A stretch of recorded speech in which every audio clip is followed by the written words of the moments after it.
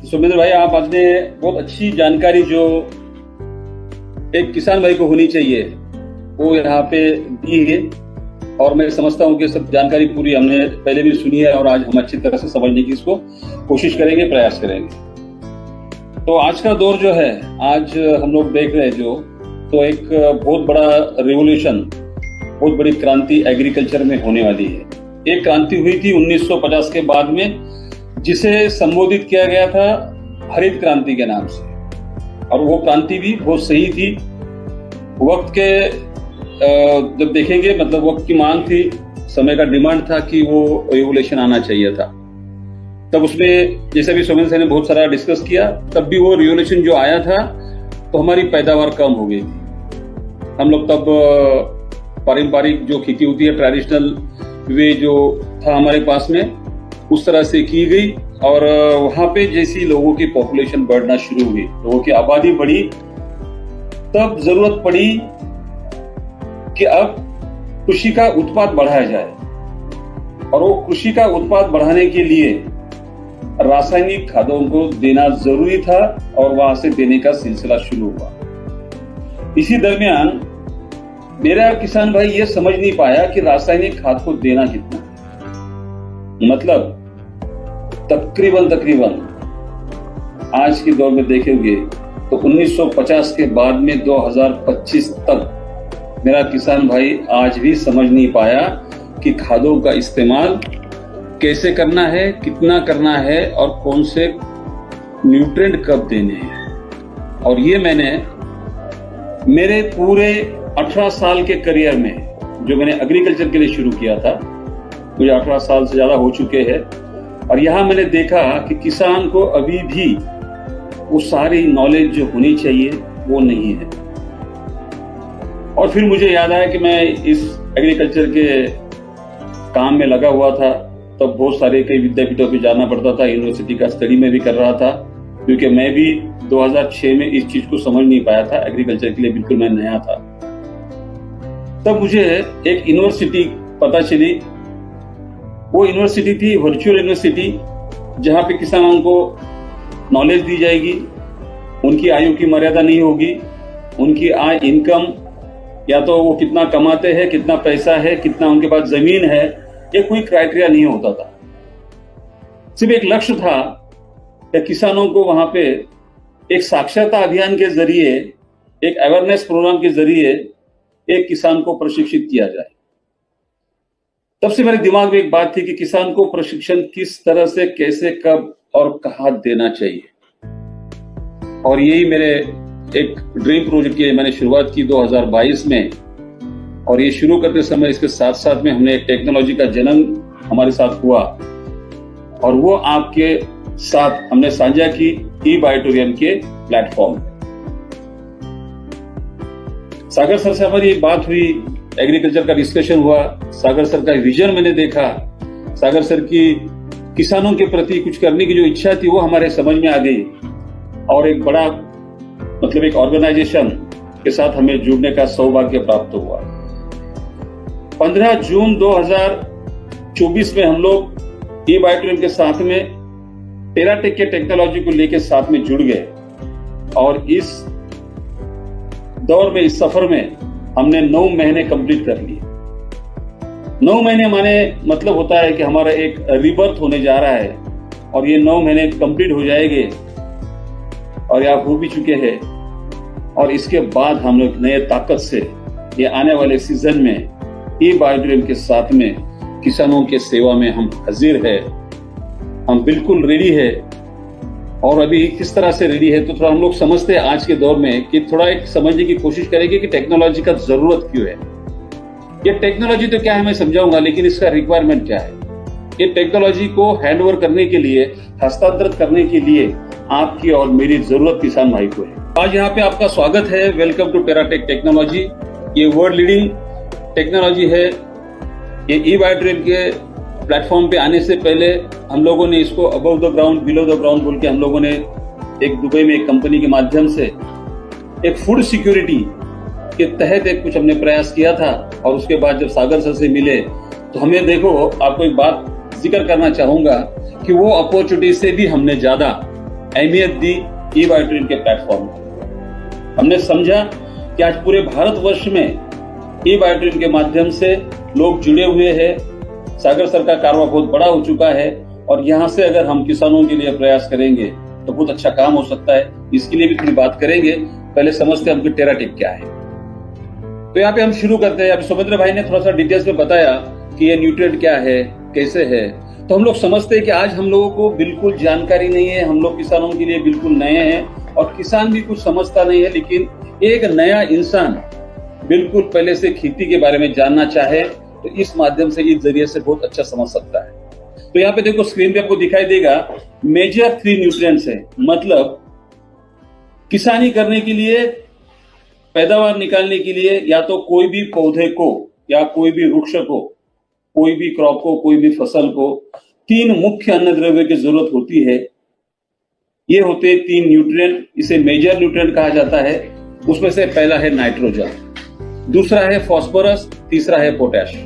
मतलब किसान को सबसे पहले अगर कोई न्यूट्रिएंट की जरूरत पड़ती है तो नाइट्रोजन, फास्फोरस और पोटैश की गिरती है। अब न्यूट्रिएंट क्या काम करता है, अगले हम देखते हैं नेक्स्ट में। यहाँ पे देखो नाइट्रोजन के कार्य दिए हुए। Nitrogen is one of the most essential nutrient for plant growth and development. इसमें तो दिया है इंक्रीज यील्ड को बढ़ाना है, पैदावार को बढ़ाना है तो नाइट्रोजन की जरूरत है। इंप्रूव लीफ क्वालिटी, पत्तों की क्वालिटी अगर बढ़ानी है, पत्तों के अगर साइज को बढ़ाना है, पत्तों को अगर ताकतवर बनाना है तो नाइट्रोजन का जरूरत है। इनहैंस प्रोटीन कंटेंट, अगर प्रोटीन को अगर पौधों को चाहिए, उसका अपटेक होना चाहिए, अगर प्रोटीन की जरूरत है तो भी नाइट्रोजन से रिलेटेड इसमें है। Promotes growth and development which are the building blocks of proteins. This proteins are essential for cell growth and reproduction in plant, helping them to develop leaf, stem and root. मतलब nitrogen के माध्यम से वनस्पति अपने तने को बढ़ाएगी, root को बढ़ाएगी। रूट और तना जब बढ़ेगा, डेवलप होगा तो अल्टीमेटली शाखाओं का विस्तार होगा और शाखाएं बढ़ेगी तो पत्ते भी ज्यादा बढ़ेंगे और पत्तों की चौड़ाई भी बढ़ेगी, पत्तों का ग्रोथ होना शुरू होगा। इसमें सबसे बड़ा सपोर्ट होता है नाइट्रोजन का, जिसे हम नत्र कहते हैं। फास्फोरस आ रहा है। ये फास्फोरस एक अहम रोल निभाता है वनस्पति के ग्रोथ के लिए। Phosphorus is vital nutrient for plant, playing a crucial role in various physical and biological process. ये वनस्पति के अंदरूनी जो कुछ बायोलॉजिकल जो कुछ प्रोसेस होती है, इसमें इसका अहम रोल होता है। प्रमोट रूट डेवलपमेंट, मतलब वापस देखोगे तो रूट के डेवलपमेंट के लिए भी फास्फोरस की जरूरत है। फ्लावरिंग और फ्रूट के लिए भी जरूरत है। अगर ट्रेस आता है, झाड़ में ट्रेस आता है, जैसे इंसान को ट्रेस होता है, ज्यादा काम होता है, एनवायरमेंट होता है, थकान होती है, एनर्जी लॉस होती है, तो उस पे वहां पे ट्रेस आता है। इस ट्रेस को रिलीज करने के लिए, रेजिस्ट करने के लिए भी फास्फोरस का रोल होता है। Encourage early plant growth, enhance energy transfer, improve photosynthesis, मतलब प्रकाश संश्लेषण की जो क्रिया, उस प्रक्रिया में प्रकाश संश्लेषण बहुत अहम रोल है। जो सूरज की रोशनी जब पत्तों पे गिरती है और उसमें जो क्रिया होती है उसे प्रकाश संश्लेषण कहते हैं, फोटोसिंथेसिस कहते हैं। इससे अन्न बनाने की प्रक्रिया, जिसे हम क्लोरोफिल कहते हैं, जिसे हम हरित द्रव्य कहते हैं, इसके जो भी क्रिया हो रही है उसके लिए भी फास्फोरस का रोल बहुत अहम है। और सबसे बड़ा है, ये प्लांट की मैच्योरिटी के काम में आता है। जब प्लांट मैच्योर होता है, जब फ्लावरिंग निकलना शुरू होती है, फलों को परिपक्वता आती है, इसकी प्री स्टेज फास्फोरस से ही लेने से ही ग्रहण करने से शुरू होती है। इसमें तीसरा आता है पोटैश। अब ये पोटैश को अगर आप देखोगे तो जमीन में ये इसकी मात्रा अवेलेबल है, ये उपलब्ध है, इसलिए इसकी मात्रा ये दोनों से थोड़ी कम लगती है। और इसका भी रोल वैसे ही है, regulates enzyme action, enhance photosynthesis, improve water regulation, helps in protein improve flowering and fruits, promotes stronger stem and roots, तने को बड़ा करना, स्ट्रॉन्ग करना, रूट्स को बढ़ाना। वापस इनके जो डिसीज आते हैं, इसके रेजिस्टेंस को इंक्रीज करना, मतलब इम्यून सिस्टम से रिलेटेड जब भी काम आएगा, इसमें ये तीसरे का रोल शुरू होगा। बूस्ट न्यूट्रिएंट ट्रांसपोर्टेशन, जो न्यूट्रिएंट का अन्न वहन होता है उसमें भी इसका रोल अहम होता है। मतलब आप तीनों को अगर समझोगे तीनों को भी तीनों का भी वहां पे अस्तित्व, तीनों का भी होना जरूरी है। मतलब मेजर 3 न्यूट्रिएंट है, एन, पी और के। नत्र, स्फुरद और पालाश ये बहुत अधिक मात्रा में लगती है, जितने आगे वाले लगने वाले आगे मैं समझाऊंगा। तो ये मेजर जो 3 है ये होते हैं बोरी में, ये होते हैं 50 केजी के, 20 केजी के मात्रा में एक बोरे में मिलता है। ये ज्यादा बड़े पैमाने पे लगते हैं। अगर एग्जाम्पल के तौर पे देंगे तो मिट्टी की रिक्वायरमेंट के हिसाब से कभी ये 200 किलो लगेगा, कभी ये 100 किलो लगेगा, कभी 50 किलो भी लगेगा। अब इसकी मात्रा कैसी देनी है, क्या देनी है, इसके लिए गवर्नमेंट का एक कंट्रोल होता है और एक अमेंडमेंट में इसकी एक ग्रेड बनती है। ये गवर्नमेंट के रेगुलेशन और कंट्रोल से ही इनके खाद का जो ग्रेड है वो बनाया जाता है। जैसे नाइट्रोजन, फास्फोरस और पोटेश की एक मात्रा होती है, वो मात्रा यहाँ पे तय करता है सरकार, उनके नियमों के अनुसार ही बनाया जाता है। अब जरूरत पड़ती है, जैसे 3 पोषक तत्व है, आगे इसमें मेजर कहते हैं। अब आता है सेकेंडरी में। नेक्स्ट वाले अपन देखेंगे कि सेकेंडरी में क्या क्या होता है, कौन से मॉलिक्यूल्स होते हैं। अब ये सेकेंडरी जो न्यूट्रिएंट है, इसमें आता है कैल्शियम, मैग्नीशियम और सल्फर। सौमेंद्र भाई ने भी बताया इन सब चीजों का महत्व क्या है। कैल्शियम से सेल वॉल कैसी मजबूत होती है, जो अंदर भित्ति होती है। मैग्नीशियम से क्या होता है, उसके बाद में सल्फर से क्या होता है, जैसे फफूंदी वाली बीमारी भी होती है। कुछ न्यूट्रिएंट का अंदर से इंटरनल जो कोरिलेशन होता है, इनमें सारे के सारे न्यूट्रिएंट का काम होता है। जैसे मेजर 3 थे, ये तीनों का भी जरूरत है, ये तीनों का भी काम जब देखोगे। Secondary nutrient are essential elements for plant growth but required in smaller quantities compare to primary nutrient. यहाँ पे कहा गया है कि जितने मात्रा में बड़े मेजर न्यूट्रिएंट लग रहे हैं, उनसे ये बहुत छोटे छोटे मतलब उसको कंपैरिजन में जाएंगे। तो ये अगर आपको 50 किलो लग रहा है, तो यहाँ पे ये आपको किलो, 2 किलो, 5 किलो में लगेगा। इसका रेशियो बहुत कम है, स्मॉलर क्वांटिटी लगती है। और nutrient like nitrogen, phosphorus, the 3 main secondary calcium, magnesium and sulfur through needed in lesser amount, they play significant roles in, मतलब इनका जो काम है वो इतना जरूरी है। वो 3 देने के बाद भी कैल्शियम, मैग्नीशियम, सल्फर देना जरूरी है। ऐसा नहीं होता कि मैंने नाइट्रोजन दिया, फास्फोरस दिया, पोटेश दिया, मैं अब कैल्शियम को नहीं दूंगा, मैं मैग्नीशियम को नहीं दूंगा, मैं सल्फर को नहीं दूंगा। मतलब यहाँ पे हमने देखा है अब 6 पोषक तत्व इसेंशियल हुए हैं, जरूरी हुए हैं। इनके बिना खेती करना उचित नहीं होगा। और आज तक के किसान ये बातों को कितना समझ रहा है कि हम आगे देखेंगे। ये उसका कैल्शियम का भी जो सौमेंद्र भाई ने बताया वही तत्व है। कैल्शियम से क्या होता है, promote root growth, neutralize soil acidity. अगर ये सबसे है कि एसिडिक सॉइल अगर बनती है, अगर कैल्शियम की मात्रा सही होती है, तो इसे एसिडिक सॉइल को कंट्रोल किया जाएगा, बैलेंस किया जाएगा। ये बात है। ये मैग्नीशियम है, मैग्नीशियम के बारे में सौमेंद्र भाई ने समझाया। नेक्स्ट आगे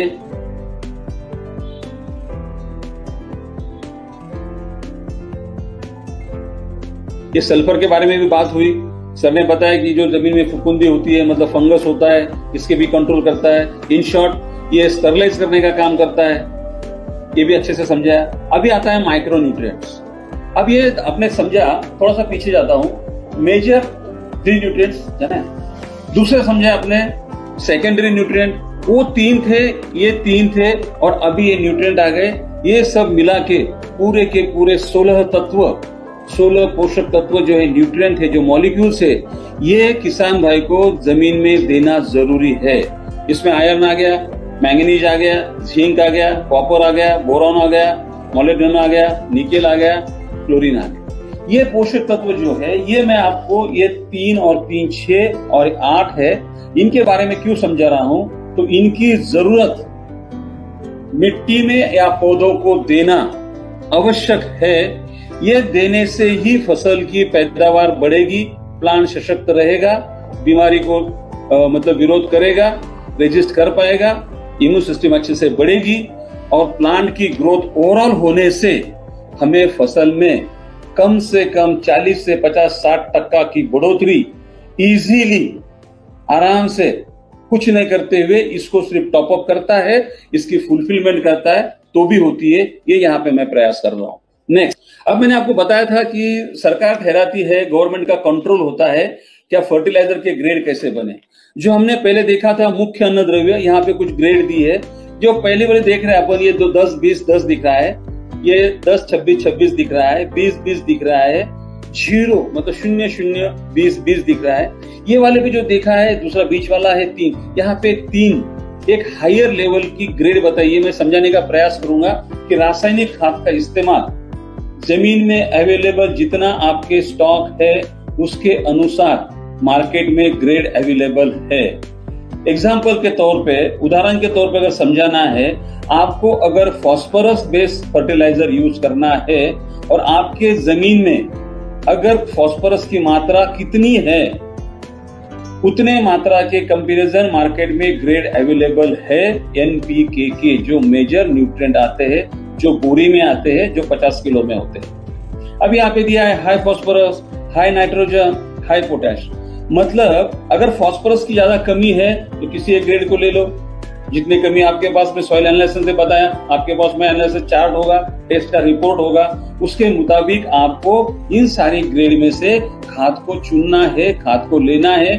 बल्कि रैंडमली जो भी दिल में आया, कोई भी खाद किसी ने बोली ये अच्छी है तो आप नहीं दे सकते। आपको सॉइल की जांच करनी होगी, सॉइल टेस्ट करना होगा और सॉइल टेस्ट के एनालिसिस के तहत आपको इन ग्रेड को चुनना होगा। इसलिए मैं आपको इस ग्रेड का यहाँ पे थोड़ा नॉलेज देने की कोशिश कर रहा हूँ। अब सबसे बड़ा आज डिस्कस करेंगे हम, ये बात को समझने के लिए थोड़ा आपको जरा यहाँ पे फोकस करना है। यहाँ पे लिखा हुआ है द कार्बन टू नाइट्रोजन, मतलब एक रेशो दिया है, कार्बन और नाइट्रोजन का एक रेशो होता है जमीन के अंदर, इनका एक रिलेशन है। अभी ये कार्बन क्या है, the carbon to nitrogen ratio in soil a critical factor that influences soil health, microbial activity and plant growth. It represents the ratio of carbon to nitrogen in organic materials and soil organic matter. ये बहुत बड़ी line यहाँ पे आपने समझते हैं। ये अगर किसान भाई समझ गया, मैंने कई किसानों से 18 साल में और अभी आने वाले ट्रेनिंग में भी पूछता हूँ, क्या कार्बनिक खाद का सोर्स पता है, क्या कार्बनिक खाद जरूरी है ये पता है, क्या कार्बन अपने जमीन में या तो कार्बन खाद का इस्तेमाल आपके जमीन में करना चाहिए और क्यों करना चाहिए। ये सवाल जब मैं किसान को करता हूं तो किसान तो क्या अच्छे जो मास्टर्स है एग्री के, वो भी जवाब ठीक से नहीं दे तो लेते हैं पर ठीक से नहीं दे पाते, क्योंकि वो उसके ऊपर स्टडी नहीं कर रहे, उनका फोकस ही नहीं है कि क्या होना चाहिए। और यहाँ पे आपको पता चलेगा आज के डिस्कशन में क्या नाइट्रोजन मतलब यूरिया, पहला जो आपने मेजर न्यूट्रिएंट देखा जिसे नत्र कहा जाता है, वो कितना अगर जमीन में चाहिए, अगर आपने मान लेते हैं 25 केजी का एक बोरी या तो 10 लीटर का एक कैन 1 एकड़ के जमीन में ड्रिप के माध्यम से या मिट्टी में घोल के नाइट्रोजन दिया तो 25 किलो अगर आप नाइट्रोजन डालते हो। फिर एग्जाम्पल के तौर पे देते हैं, अभी नैनो टेक्नोलॉजी आ गई, आप अगर 1 किलो का नत्र अगर पौधों को लिए काम में लाना चाहते हो, मतलब नाइट्रोजन की 1 किलो की मात्रा, तो आपके जमीन में कार्बन की मात्रा 20 किलो होनी चाहिए। मतलब 20 भाग जब कार्बन जमीन में अवेलेबल रहेगा तो ही आपका दिया हुआ 1 भाग 20 किलो के माध्यम से 1 ही किलो नत्र का उपयोग जमीन पौधा कर पाएगी। ये होता है CN रेशो। और ये CN रेशो पता ही नहीं है कि हमारे जमीन में सेंद्रीय गर्भ कितना है, कार्बनिक खाद कैसे इस्तेमाल करनी है, कार्बनिक खाद कौन से मतलब कहां से और किस जरिए से हमें मिलने वाली है, इसका सोर्स क्या है, कभी भी किसान कोई भी डिस्कस नहीं कर रहा है। और इस माध्यम से मैं आपको एक चर्चा करना चाहूंगा कि जब किसान की हालत, अब जब किसान से आप भी मिलोगे तो किसान को ये जानकारी ही नहीं है, किसान को ये समझता ही नहीं है। इसलिए हम लोगों ने जूम के माध्यम से हो या फिजिकल ट्रेनिंग हो, किसानों के लिए एक अच्छा सा सिलेबस बनाया और उस सिलेबस की आज जो पीपीटी आपको दिखा रहा हूं, ये इस माध्यम से हम किसान को आसान तरीके से क्या करना चाहिए। हम किसान को साइंटिस्ट नहीं बनाना चाहते, पर एक अच्छा आर्टिस्ट जरूर बनाएंगे कि वो समझे और एक अच्छा कलाकार बने और जो भी चीजें उसको लग रही है जो हमने टेराटेक में दी उसको समझे। यही मेरा यहाँ पे प्रयास है कि कार्बनिक खाद क्या है, क्योंकि आने वाले इस कार्बन खाद का, इस मेजर न्यूट्रिएंट का, सेकेंडरी न्यूट्रिएंट का और माइक्रो न्यूट्रिएंट का संबंध टेराटेक के बॉटल में अभी आने वाला आगे है। ये तो सारा उसका डिटेल्स में दिया है। मैं तो सोच रहा हूँ कि सबके पास पीपीटी हो जाए। Decomposition of organic matter, soil micros break down organic matter, releasing nutrient like nitrogen, plant, मतलब यहाँ पे ये मोटा मोटी बात अगर समझा है। नेक्स्ट आप करो प्रतीक जी, आप नेक्स्ट करना, मैं बताता हूँ कहाँ करना है। और आगे ले लो, और आगे ले लो। किसान से हम बोलते हैं कि आज का चैलेंज एग्री बिजनेस में क्या है, तो सबसे बड़ा मैंने इसलिए वापस किया कि सबसे पहली लाइन आप देखोगे आज के चैलेंजेस में आती है climate changing and environmental stress. ये सबसे बड़ी समस्या है। लेकिन किसान समस्या बोलता है पैसा नहीं है, दवाई कहां से खरीदी करूं, पानी नहीं है, बिजली नहीं है, मोटर नहीं है, मेरे पास ये नहीं है, लेबर नहीं है। ये चैलेंजेस नहीं है, ये तो एक उसका मैनेजमेंट का पार्ट है कि जो मैनेज कर नहीं पा रहा है। चैलेंजेस तो ये होती है कि जो कुदरत के साथ में आ गई, क्लाइमेट चेंजिंग, आप मौसम बदल रहा है। हर रोज के मौसम में आप देखते हो तो कड़ी धूप होती है, दिन में, रात में ठंडी होती है, सवेरे क्लाइमेट चेंज हो रहा है तो 4 घंटे से और चेंज हो रहा है, कभी बादल आ रहे हैं तो कभी कड़क धूप गिर रही है, तो रात में कभी मौसम सर्द हो रहा है। ऐसे में अगर एक पौधे को, एक एग्जांपल आपको देता हूं, मैं हमेशा देता हूं कि आपका अभी आप रूम में बैठे हो, आपका टेम्परेचर अगर मैं -2 अगर -10 तक कर दूं तो आप तुरंत कंबल ले लोगे, स्वेटर पहन लोगे, कान में टोपी पहन के लोगे और उस वातावरण में ऐसा पर्यावरण आप लोगे कि जिससे आप मौसम में खुद को बचा पाएंगे। अगर उसी टाइम में मैं अगर आपके रूम का टेम्परेचर अगर 35-40 कर दूं तो जो स्वेटर, जो कंबल आपने निकाला है वो आप फेंक के दोगे। मतलब आपके क्लाइमेट के हिसाब से आप कपड़ा चेंज कर रहे हो, खुद को बदलाव कर रहे हो, खुद का एनवायरमेंट कंट्रोल कर रहे हो। पौधे को अगर ऐसा सडनली क्लाइमेटिक चेंजेस आते हैं तो पौधा क्या करता है? नेचुरली कुदरतन पौधों को खुद को चेंज करने में 6 घंटा लगता है, 6 आवर्स। अगर 1 बजे अगर उसने सोचा कि क्लाइमेट चेंज हुआ, मुझे चेंज करना है, खुद को बदलाव करना है, तो वो 6 बजे तक खुद को कंट्रोल नहीं कर पाता। उसको खुद को उस वातावरण में, पर्यावरण में खुद को सर्वाइव करने के लिए 6 घंटे लगते हैं। और आज यहाँ पे हर 2-3 घंटे में क्लाइमेट चेंज हो रहा है। मतलब इसी दरमियान उसको, उसके ऊपर एक ट्रेस आ रहा है जिसे एनवायरमेंटल ट्रेस कहा जाता है, जिसे क्लाइमेटिक चेंजिंग के जरिए से जो एनवायरमेंट चेंज हो रहा है और पौधों पे जो ट्रेस आ रहा है, उस ट्रेस से बचने के लिए किसान के पास में पौधों को देने के लिए सॉल्यूशन क्या है? तो सॉल्यूशन एक ही है, जो हमने 3 और बाद में 8 न्यूट्रिएंट देखे, मतलब मेजर न्यूट्रिएंट देखा, उसके बाद में सेकेंडरी न्यूट्रिएंट देखा और माइक्रो न्यूट्रिएंट देखा। इसे अगर बारी से सही वक्त पे, सही टाइमिंग में, सही मात्रा में किसान अगर इसको दे पाता है, रेगुलेट कर पाता है, तो इस क्लाइमेट चेंज और एनवायरमेंटल स्ट्रेस में वो पौधा खुद को बचा सकता है। ये हमने देखा है। और कुछ मैं वीडियो आपको दिखाऊंगा कि यहाँ से टेराटेक के माध्यम से ई-बायोटेरियम के हमारे सहयोगियों ने 70-80% अगर कहने जाए तो 300% की ग्रोथ कंट्रोल और ट्रीटेड में ली है। ये तो अपना खुद का हमारा R&D फार्म भी कर रहा है, किसान लोग भी कर रहे हैं। ओनली केवल मात्र यहाँ पे न्यूट्रिएंट मैनेजमेंट अगर प्रॉपर कर पाता है, किस समय पे कौन सा प्रोडक्ट देना है, किस मात्रा में देना है, ये अगर किसान समझ लेता है, अगर वो देता है, तो यहाँ पे इस पे काम किया जाता है साइंटिफिकली। नेक्स्ट, अब यहाँ पे मैंने बताया कि आज की किसानों की जो स्थिति है, जो हम खाद देते हैं, उस खाद के देने को हम जो देते हैं उस चीज को इनपुट कहते हैं, और फार्म से जो फसल लेते हैं उसे हम लोग आउटपुट कहते हैं।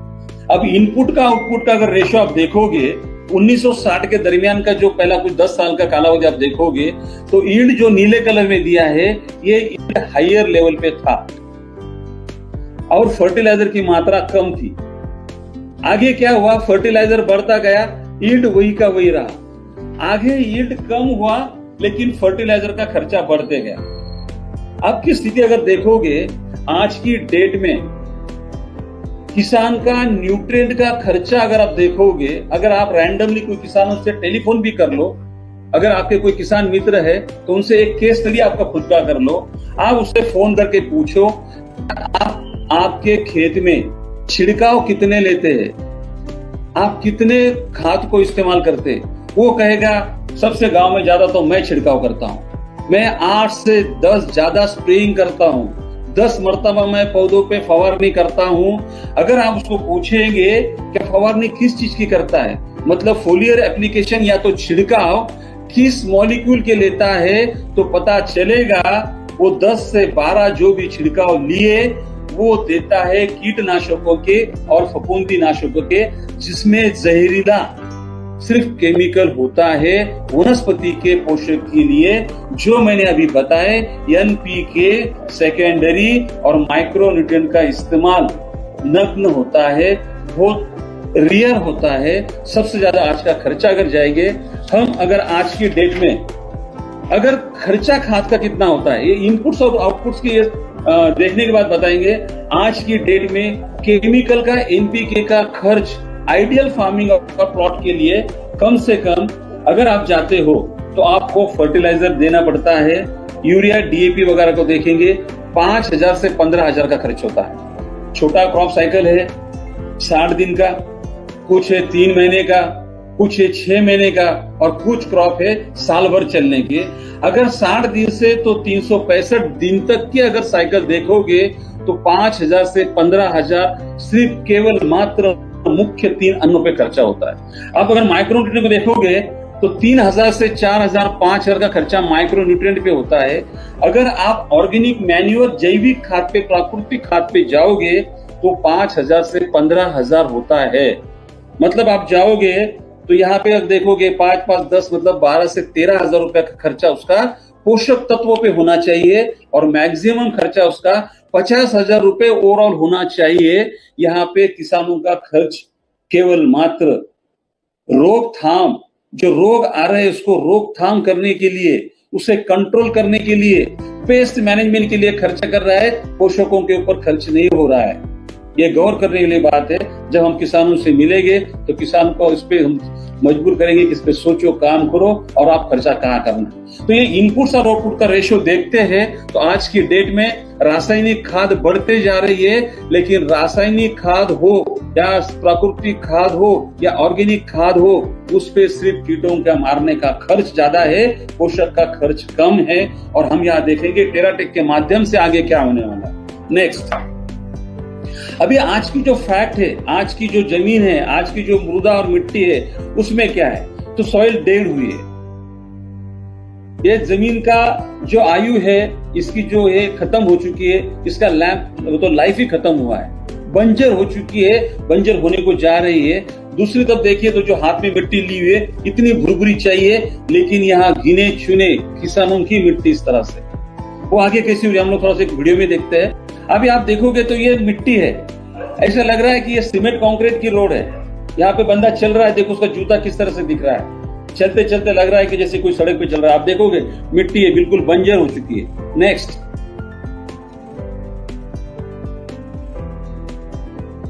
ये मैं हूं और ये मेरा जूता है और ये मेरे AITC की जमीन है, मिट्टी है। यहाँ पे देखो जूता अंदर जा रहा है, आधे से ज्यादा मेरा जूता मिट्टी में जा रहा है। नेक्स्ट, अब देखते हैं सोर्स ऑफ कार्बनिक खाद। कार्बन के खाद में क्या है, ग्रीन मैन्योर है, हम लोग सिखाते हैं ग्रीन मैन्योर कब लगाना है, कैसे लगाना है, उसमें क्या किया जाता है। कंपोस्ट फर्टिलाइजर है, किसानों ने कंपोस्ट फर्टिलाइजर यूज करना चाहिए। घर के पास जानवर होते हैं, अपना कूड़ा कचरा होता है, उससे कंपोस्ट बनाना है, ये भी किसानों को फ्री ऑफ कॉस्ट हम नॉलेज दे देंगे। एनिमल का वेस्ट है, बाइचर है, पीट है, एक क्रोम वाली कंपनियां है जो क्रोम बना रही है, इनका भी सोर्स है जो कार्बनिक खाद को जमीन में बढ़ाता है। और वहां पे ईद खादों की वजह से जमीन में क्या होता है वो भी हम लोग धीरे धीरे लोगों को सिखाते हैं। ये तो बहुत कम सस्ते में भी मिलता है, आगे लेना। नेक्स्ट, अब आज के देश में किसान हो या हम लोग कंफ्यूज है कि केमिकल खाद को हम लोग इस्तेमाल करें या नहीं करें, क्या हम इसे टिक करें या इसको मना करें। ये कंफ्यूजन तब तक नहीं निकलेगा। मैं हमेशा मैंने सेमिनार में, हमारे वर्कशॉप में भी बताया है कि आज की डेट में रासायनिक खाद को बंद नहीं किया जा सकता तब तक जब तक आपके पास में कोई ऑर्गेनिकल या तो कोई प्राकृतिक या तो कोई ऐसा सेंद्रीय पदार्थ या ऐसा कोई तरल खाद हो जो आपको रासायनिक खाद के न्यूट्रिएंट पोषक तत्व जो दिए जा रहे हैं उसे रिप्लेस कर पाए, उसके जगह पे इनको दिया जाएगा।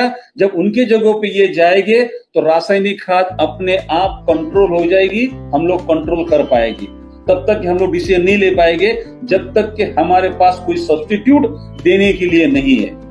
ये हमारे पास अभी जो दिख रहे हैं ये 5 हमारे उत्पाद है जो टेराटेक टेक्नोलॉजी के नाम से हम एक एग्री पैक के माध्यम से ई बायोट्रिम के प्लेटफॉर्म पे अवेलेबल किया है। और यहाँ पे एक बात जाते थे बताऊंगा कि 15 जून से तो आज तक 9 महीने में ट्रेमेंडस रिजल्ट्स हमने लिए हैं। और रिजल्ट्स निकालने का, कंपैरिजन का, अगर हमारे साथ कोई कंपनी कंपेयर में आती है तो हमने एक पैरामीटर उसके लिए लगाया। वो क्या पैरामीटर है मैं रिजल्ट वाली वीडियो में आपको दिखाऊंगा, लेकिन केवल एकमात्र ऐसी ई बायोट्रिम के प्लेटफॉर्म पे टेराटेक टेक्नोलॉजी किसानों के साथ और हम लोग साझा कर रहे हैं कि अगर नतीजे को देखना है तो किस तरह से देखना है मैं अगले वीडियो में आपको दिखाऊंगा। और यहाँ पे मैंने जो बताया बातों बातों में आगे भी आएगा कि 70 से 80% बढ़ोतरी हमें टेराटेक के माध्यम से ई बायोट्रिम के जो यूजर है उन्होंने यहाँ पे हासिल किए। ये हमारा 9 महीने का बहुत बड़ा सक्सेस। अगर वॉल्यूम आज जाते हैं तो वो बहुत बड़ा अंतर रहेगा कि 10-10 हजार करोड़ कंपनी वाली भी नहीं कर पाई, वो हमने किया है। हमारा वॉल्यूम आज थोड़ा सा R&D के फेज में था, वो छोटा था, लेकिन आने वाले जून के पास ये इतना बड़ा हो जाएगा। इसके बारे में भी थोड़ा कमर्शियल हम चर्चा करेंगे। हम देखते हैं कि पहला उत्पाद जो है, पहला जो प्रोडक्ट है, इसका नाम हमने बिल्कुल आसान रखा, सॉइल हेल्थ केयर। ये बना ही गया है सॉइल के हेल्थ को समझ के, सॉइल के हेल्थ का केयरिंग करना और सॉइल के हेल्थ को जो बिगड़ी हुई है उसे सुधारने में ये प्रोडक्ट सहायता करेगा। अब ये प्रोडक्ट क्या काम करेगा, यहाँ पे आपको पता चलेगा कि सॉइल हेल्थ केयर के जमीन में इस्तेमाल करने से बेनिफिट क्या होते हैं। Benefits of soil health care का पहला बेनिफिट है improve soil structure, soil fertility. भाइयों ये बहुत बड़ा वर्ड है। सॉइल को इंप्रूव करना इतना आसान काम नहीं है। जो मेरा किसान भाई कुछ दिनों में ही डेवलपमेंट देख रहा है, सॉइल का स्ट्रक्चर बदल रहा है, सॉइल फर्टाइल हो रही है, फर्टिलिटी उसकी आ रही है, जमीन भुरभुरी दिख रही है। जैसे मैंने चल के दिखाया वैसे हर किसान एक ही क्रॉप साइकिल में अपने जमीन में नतीजे देखने लायक रिजल्ट्स वो अभी प्रोड्यूस कर रहा है खुद के जमीन में। इंप्रूव सॉइल माइक्रोबल एक्टिविटी, ये सबसे बड़ा हमारा ब्यूटी है कि जमीन के अंदर रासायनिक खाद का अधिक इस्तेमाल करने से, अतिरिक्त इस्तेमाल करने से जमीन जो लॉक हो गई, जमीन जो जकड़ गई, उसमें के जो माइक्रोब्स है, जो माइक्रोबल एक्टिविटी है वो वहां पे कम हो गई, अधिक मात्रा में खत्म हो गई।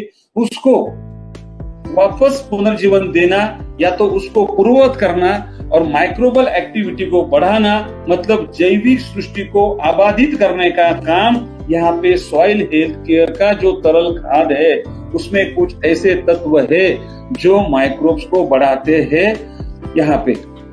दूसरा है इंप्रूव वाटर होल्डिंग कैपेसिटी। सबसे बड़ा आज के डेट में जो चैलेंजिंग, चौड़े बनेंगे, जितने पत्ते चौड़े बनेंगे उतना प्रकाश संश्लेषण, सूर्य प्रकाश का ग्रहण होगा, उतना हरित द्रव्य मतलब क्लोरोफिल बनेगा और यहाँ पे अन्न की पैदावार बढ़ेगी। उसके माध्यम से हमारा एंड रिजल्ट जो है वो यील्ड में बढ़ने में जब जब पोषक तत्वों की जरूरत प्लांट को लगेगी वो रूट के माध्यम से वो फल तक पहुंचाएगा। ये काम करेगा सॉइल हेल्थ केयर।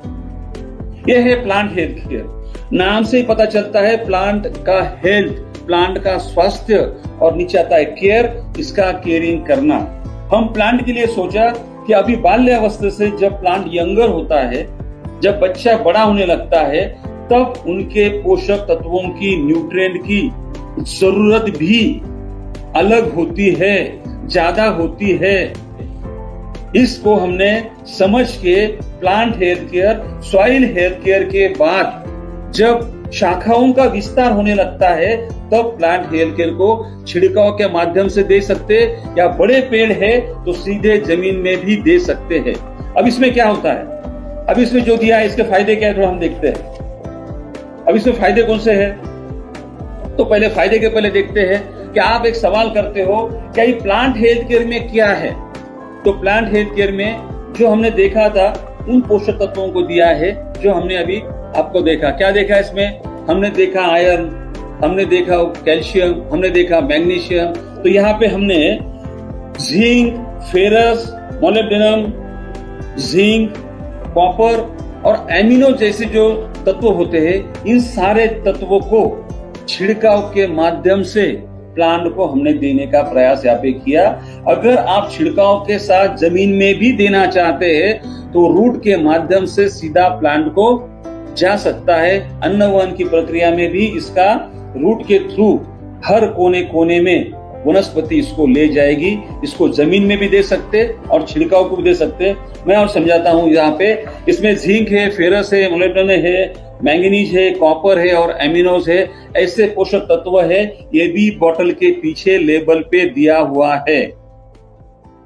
अब इसका छिड़काव जो है वो 2 से 3 ml आपको प्रति लीटर करना है। अगर पीठ पे का पंप होता है, किसान सीधा पूछेगा मैं कौन सा, उसको पूछो 15 लीटर का है 30 ml डाल दे, 20 लीटर का है 40 ml डाल दे। मतलब 1 लीटर में 2 ml से इसको सीधे सीधे नापना है।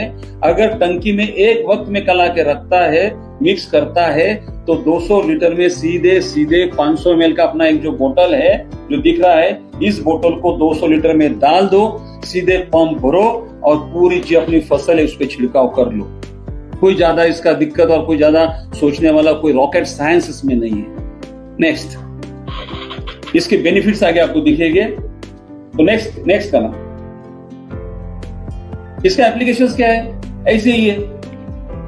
दूसरा क्या आ रहा है? Fruit health care. अब फ्रूट हेल्थ केयर के नाम से ही पता चल जाएगा, फ्रूट माने फल और फल की हेल्थ, उसका स्वास्थ्य, उसकी केयरिंग करने के लिए यहाँ पे एक ऐसी टेक्नोलॉजी है जिसे हम OSA कहते हैं, लेबल क्ले पे चलेगा। ऑर्थोसैलिसिलिक एसिड का ये प्रोडक्ट है। साथ में कुछ टेक्निकल्स होते हैं, वो हमारा ट्रेड सीक्रेट है, वो हमारा रिसर्च का सीक्रेट है, साथ में जो मिलाया है। ये क्या करता है, जब भी आप जमीन में दोगे या छिड़काव उस पर करोगे, तब जितने भी न्यूट्रिएंट रूट के माध्यम से खींचते आएंगे, मतलब रूट से खींच के तो फ्रूट तक देने का काम या आप पे फ्रूट हेल्थ केयर करेगा। और उसके फ्रूट भरने के लिए, फ्रूट का वजन बढ़ने के लिए, फ्रूट में कलर और शाइनिंग आने के लिए, उसकी खूबसूरती के लिए, उसके टेस्ट के लिए, और जो भी गुणवत्ता उस फल में होगी, वो खट्टा होगा तो खट्टा लगेगा, मीठा होगा तो मीठा लगेगा, तीखा कैरेक्टर होगा तो तीखा लगेगा। मतलब जो भी जीन मॉलिक्यूल की जरूरत उसको होती है, वो वहां से उठाने के लिए फ्रूट हेल्थ केयर आपको सहायता करेगा। मतलब यहाँ पे आपको सॉइल हेल्थ केयर उतना ही जरूरी है जितना प्लांट हेल्थ केयर है। जितना सॉइल हेल्थ केयर और प्लांट हेल्थ केयर जरूरी है, उतना ही फ्रूट हेल्थ केयर है। इसलिए हमने आपको एक एग्री पैक के माध्यम से ये तीनों भी उत्पाद एक साथ एक बार किसान के हाथ में थमाने का प्रयास किया, ताकि किसान इसको ले, परचेस करे और इसको ठीक से इस्तेमाल करे, और इस्तेमाल करने के बाद जो उत्पाद बढ़ती है उसको देखे और आगे इसका प्रयोग अपने प्रैक्टिस के हिसाब से, अपने सॉइल के हिसाब से, अपने पौधों की जरूरत के हिसाब से करता रहे। ये किसान अपने आप प्रैक्टिस करता है। किसान की वो खूबी है, किसान वो बहुत बेखूबी वो काम करता आया है। उसका काम ही है कि किस कौन से उत्पाद को कब देखना। वो रोज पौधे को देखता है, उसे समझता है क्या ये पौधा क्या मांग रहा है। और सीधी भाषा में कहते हैं कि पौधा किसान से बात करता है। कैसे बात करता है? जब किसान का पौधा पीला पड़ता है तो बोलता है न्यूट्रिएंट की कौन सी कमतरता है। जब उसको कीड़ा खाता है तो समझता है उसको कौन सी दवा मारना चाहिए। किसान को सब समझता है। बस हमें समझाना है किसान को कि हम आपके पास में कीड़ा मारने की दवा लेके नहीं आए, आपके फफूंदी वाले जो डिसीज वाले जो बैक्टीरिया उनको मारने के लिए नहीं आए। हम आपको पोषक का काम करने आए, हम आपका प्रोडक्शन बढ़ाने के लिए आए। हम आपके पेस्ट मैनेजमेंट की जिम्मेदारी नहीं ले रहे, वो आप खुद को करना है। मैं आपको प्रोडक्ट दूंगा, 15 दिन नहीं मिलूंगा, 20 दिन नहीं मिलूंगा, रोज के रोज आपको देखना है कि आपके पास कौन सा बीमारी, कौन सा रोग पत्ते पे आया। उस तरह से आप जो मार्केट में बहुत बड़ी बड़ी कंपनियां हैं जो इन कीड़ा को मारने की दवा बना रही है, वो आपके प्रैक्टिस के हिसाब से, आपके कॉन्फिडेंस के हिसाब से आपको इस्तेमाल करनी है। ओके, सीधा सा है। अब आगे देखते हैं दूसरा जो हमने दिया है, चौथा उत्पाद हमने जो दिया है। नेक्स्ट, जिसको थोड़ा समझना जरूरी है। दैनिक नहीं और एक प्रोडक्ट होगा, अच्छा उसमें रही नहीं। अभी एक समझाता हूं मैं यहाँ पे, हमने आपके एग्री पैक में एक रिपेलेंट दिया है, उसका नाम है ई बायो रिपेलेंट। रिपेलेंट जो है ये बायोलॉजिकल प्रोडक्ट है। जैसे अदरक होती है, अदरक इंसान खाता है तो मरता है क्या? कुछ भी नहीं होता इंसान के लाइफ पे, लेकिन वही अदरक का थोड़ा सा एक्स्ट्रा अगर जो है उसका जो अर्क है वो अगर कीड़ा खा जावे, कीड़ा उसके संपर्क में आए तो कीड़ा मर जाता है। ये होता है बायोलॉजिकल कंट्रोल। जैसे लौंग का ऑयल होता है, हम लोग दांत में रखते हैं, दांत का कीड़ा मरता है, दांत दुखना बंद होता है, वहां का जो है तो वो कीड़ा मरता है। क्या लौंग खाने से इंसान कभी मरा है क्या? यही ह्यूमंस के लिए ये कोई हानिकारक नहीं है, इंसान के लिए हानिकारक नहीं है, पर ये जो छोटे छोटे कीड़ा है इनके लिए हानिकारक होता है। ऐसे जो बायोलॉजिकल प्रोडक्ट को और हमारे लिए बिल्कुल मतलब जो सुरक्षित है अन्न के नियम से, खाने के नियम से, हमारे प्रकृति के नियम से, ये जो सुरक्षित ऐसा उत्पाद हमारे लिए अच्छा है। कीड़ा को ये तो घातक है, उनके लिए मरने वाला है, उनको नष्ट करने वाला है। ये ई बायो रिपेलेंट अगर आप उसको इस्तेमाल करते हो तो इस्तेमाल करने से इनकी भूख कम हो जाती है, भूख कम होती है, पैरालाइज होते हैं, इनका मेंदू काम नहीं करता और बिना खाए पिए वो मर जाते हैं। इनकी प्रजनन क्षमता बंद होती है, दूसरे कीड़ा की पैदावार नहीं होती, अंडों को पैदा नहीं करते। इसे नेचुरली हम बायोलॉजिकल कंट्रोल कहते हैं। ये कंट्रोल होने के लिए सॉइल हेल्थ केयर और प्लांट हेल्थ केयर के बीच में जो पौधा बिल्कुल एक कोमल अवस्था में होता है, उसे केमिकल सह नहीं सकता है, उस अवस्था में हमने आपको 250 ml का एक बोतल दिया है। वो एक छिड़काव अगर आप करते हो 10 से 15 दिन पत्तों को रफ बनने से ताकतवर बनने तक के ये सहायता करेगा और केमिकल से आप दूर रख सकते हो। और अभी हमें जो डिमांड आ रही है उस डिमांड से बायो रिपेलेंट लोग 1-1, 2-2 लीटर की बोतल की डिमांड कर रहे हैं, क्योंकि बायो रिपेलेंट का नेचुरली कंट्रोल बहुत अच्छे से आ रहा है। क्योंकि कोई भी केमिकल का छिड़काव अगर कीड़ा मारने के लिए करते हो तो प्लांट पे ट्रेस आता है, ग्रोथ कुछ दिनों के लिए रुकता है। मेरे किसान मैंने देखा कि रिपेलेंट मारा, कंट्रोल तो आया झाड़ का, लेकिन जो मजबूती है वो रुका नहीं, वहां पे कोई साइड इफेक्ट नहीं आया। इसके लिए ई बायो रिपेलेंट को सागर सर के साथ हमारा बात चल रहा है, उसको हम अलग से अभी देने का प्रयास कर रहे हैं। ये इसलिए कह रहा हूं कि बहुत सारे फोन आते हैं, बायो रिपेलेंट को अलग से 1-1, 2-2 लीटर में दो। 5वां उत्पाद है ई बायो स्प्रेडो केयर। ये स्प्रेडो केयर जो है ये भी एक अहम रोल निभाता है। जब भी कोई आप छिड़काव करते हो तो उस छिड़काव के समय आपको एक ऐसा तरल खाद के साथ में लिक्विड चाहिए जो आपके दवा को, आपके पोषक तत्वों को ठीक से फैलाए, ठीक से पेनिट्रेट करे, ठीक से एक्टिव करे और वहां दवा की बचत करे। जो भी पानी का 1-1 ड्रॉप पत्तों पे फैल जाए और वो 1-1 ड्रॉप में 1-1 मॉलिक्यूल वनस्पति के काम आए, वनस्पति ठीक से एब्जॉर्ब कर पाए, जिसे हम कहते हैं पेनेट्रेशन। मतलब ऊपर से डाला तो सीधे पत्ता उसको खींच के अंदर नीचे ले गया और अन्नवहन की प्रक्रिया बहुत आसानी से शुरू हुई। अब यहाँ पे देखते हैं, हमने आसान भाषा में और आपको समझने के लिए, किसान को समझने के लिए यहाँ पे एक स्लाइड में दिखाया। जर्मिनेशन होने के बाद जैसा 4-5 पत्तों पे फसल आती है उसे हम बाल्यावस्था कहते हैं। और ये बाल्यावस्था में हमें सॉइल हेल्थ केयर का पत्तों पे छिड़काव करना है या रूट के पास देना है। इसकी मात्रा जो है 1 एकड़ के लिए 1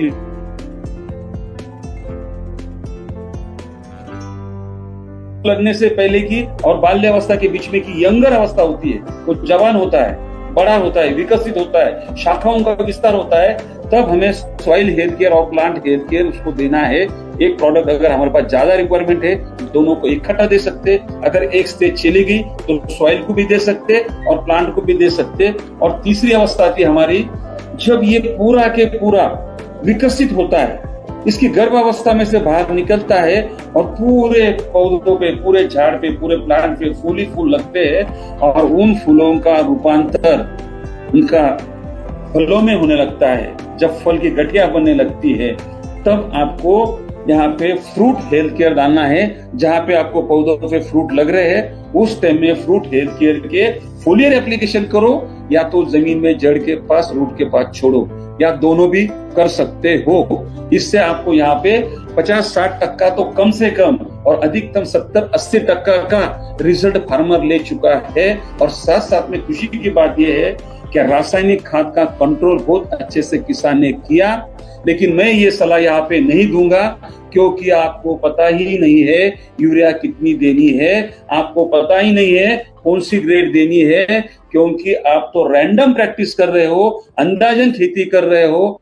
आपके पास में कोई सॉइल का रिपोर्ट नहीं है कि जिसमें नत्र कितना देना है, कौन सी ग्रेड यूज करनी है, ये क्या करना पता नहीं है। इसलिए हम रैंडमली यहाँ पे 1 लीटर पर एकड़ इस तरह से हमने आपके एग्री पैक में 3 लीटर, एक soil health care 1 litre, plant health care 1 litre और फ्रूट हेल्थ केयर 1 लीटर, और वो जो छोटी सी अवस्था होती है, कोमल अवस्था होती है, तब उसके लिए 250 ml ये बायो रिपेलेंट को दिया है और साथ में 250 ml उसको आपको स्प्रेडोकेयर दिया है, जिसका इस्तेमाल आधा ml पर लीटर करना है। बातों बातों में स्प्रेडोकेयर का इस्तेमाल कितना करना है हम भूल गए थे, तो आपको आधा ml मतलब 1 लीटर पानी में आधा देना है, 10 लीटर पानी में 5 देना है, 50 लीटर पानी में 25 ml देना है। इस तरह से इसको घोलना है, घोल के छिड़काव करो या मिट्टी में छोड़ो। यहाँ पे इस तरह से एक एग्री पैक का आप इस्तेमाल करोगे तो अगले साइड में देखते हम कि आपको नतीजे जो हमारे पास में है वो वीडियो हम देखते अपने ही ई बायोट्रिम के माध्यम से किसान के साथ क्या बदलाव हुए। और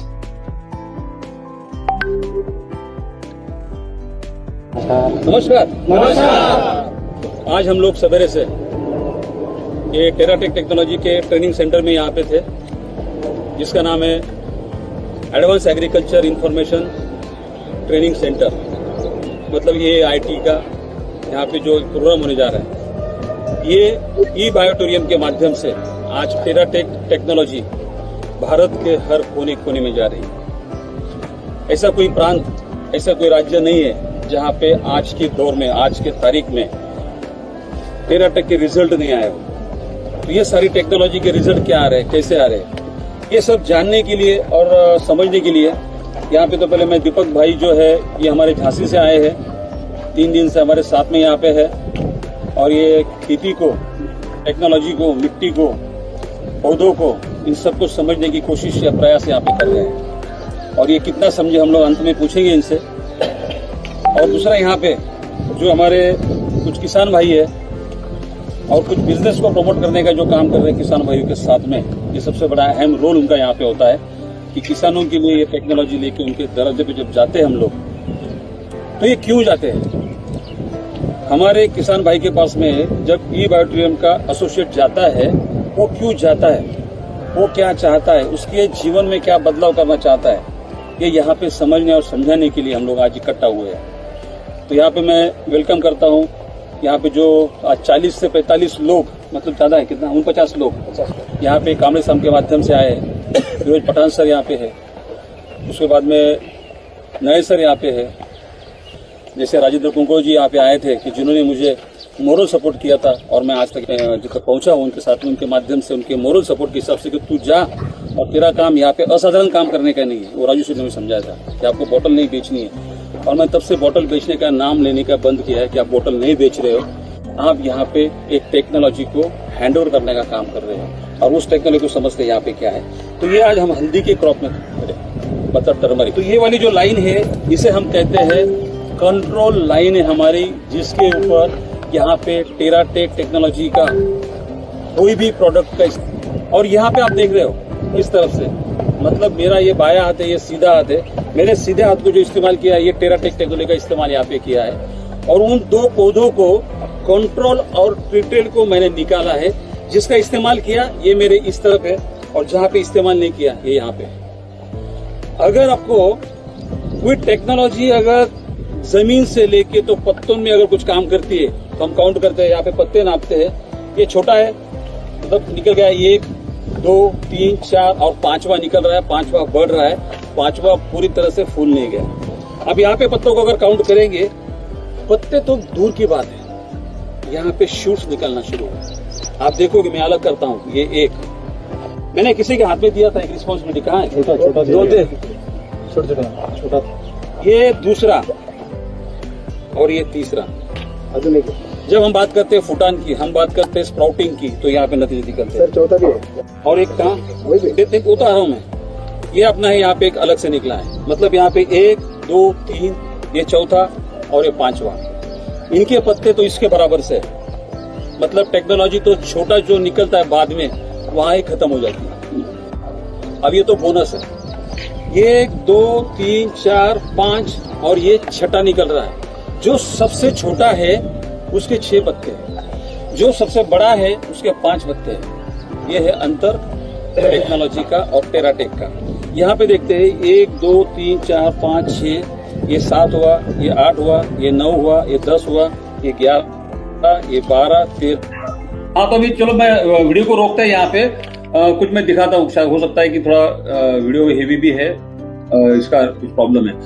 हम यहाँ समझाने का प्रयास किया यहाँ पे इस ट्रेनिंग में कि जहाँ पे ट्रीटमेंट दिया है वहां पे पत्तों की संख्या कितनी बड़ी है। रूट जो गया है 17-18 इंच तक गया है। यहाँ पे पीढ़ी थी कि हम ऐसा एक बैरियर डालेंगे, कोई भी अपनी टेक्नोलॉजी अगर किसान भाई से साझा करना चाहता है, बातों का बताना चाहता है, टेक्नोलॉजी को समझाना चाहता है, तो ये पहला बैरियर रहेगा कि यहाँ पे उनको फुटान की गिनती करानी पड़ेगी। रूट जोन कितना बड़ा है, यहाँ पे स्कील किसके पास स्कील पट्टी है, हम लोग तो साथ में कैरी करते हैं, क्योंकि हमको ये बैरियर डालना है कि अगर नतीजे आते हैं तो उसको नापने की हैसियत अपनी चाहिए। तो अगर अपन नापते यहाँ पे देखते हैं तो यहाँ पे देखो इस नीचे वाली छोर पकड़ते हैं, यहाँ पे इसको पकड़े, नीचे नहीं पकड़ना बस। हाँ, और यहाँ से लोगे तो आप देखोगे ये पूरा 12, हाँ छोड़ दो, 12 इंच का है। और यहाँ पे हमने जो नीचे जमीन में छुटी थी उसको भी निकालने की कोशिश की। यहाँ पे मैं अगर दिखाऊं, ये जो निकालते समय टूट गया, जमीन में रहा, ये भी आप समझोगे ये यहाँ तक जा सकता था। मतलब अगर जाओगे वो भी टूटा हुआ, क्या टूटा ये भी टूटा हुआ है। तो यहाँ पे ये जो रूट जोन है, ये जो बड़ा है, ये कितना बता रहा है, ये 2 फुट तक के नीचे, मैंने अगर कोशिश करोगे निकालने की 2 फुट तक फैला है। और अगर कंपैरिजन में जाते हो तो यहाँ पे जो व्हाइट रूट्स होते हैं, जो हमने अंदर ट्रेनिंग में